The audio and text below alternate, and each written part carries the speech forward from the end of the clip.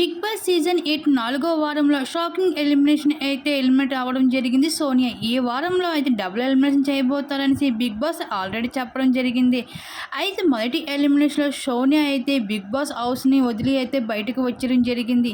ఈ వారంలో బిగ్ బాస్లో ఎవరు ఊహించిన ఎలిమినేషన్ అయితే అందరికీ షాక్ గురి చేస్తూ వచ్చేసింది. అయితే డబుల్ ఎలిమినేషన్ భాగంగా ఈరోజు అయితే సోనియా అయితే బిగ్ బాస్ స్టేజ్ మీదకి వచ్చడం జరిగింది హౌస్ను వదిలి.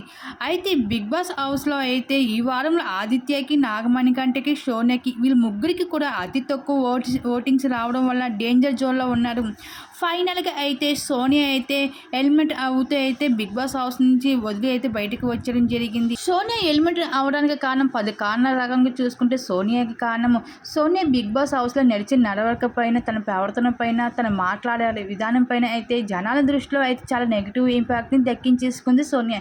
ఈ విధంగా అయితే తనకి ఓట్స్ అయితే చాలా లియెస్ట్ ఓటింగ్ రావడం వల్ల బిగ్ బాస్ హౌస్ను వదిలి అయితే బయటకు వచ్చేసింది. మరి బిగ్ బాస్ హౌస్ నుంచి సోనియా వచ్చిన తర్వాత బిగ్ బాస్ సీక్రెట్ రూమ్లో పెడతారా అన్నది పలు రకాల వార్తలు అయితే వస్తున్నాయి. మరి బిగ్ బాస్ హౌస్లో సీక్రెట్ రూమ్లో ఉంటుందా సోనియా, లేకపోతే హౌస్ను వదిలి బయటికి వెళ్ళిపోతుందా అనేది చూడాల్సిందే. మరి దీని మీద మీరేమనుకుంటున్నారు? మీ అభిప్రాయాన్ని తప్పకుండా కామెంట్ సెక్షన్లో షేర్ చేసుకోండి.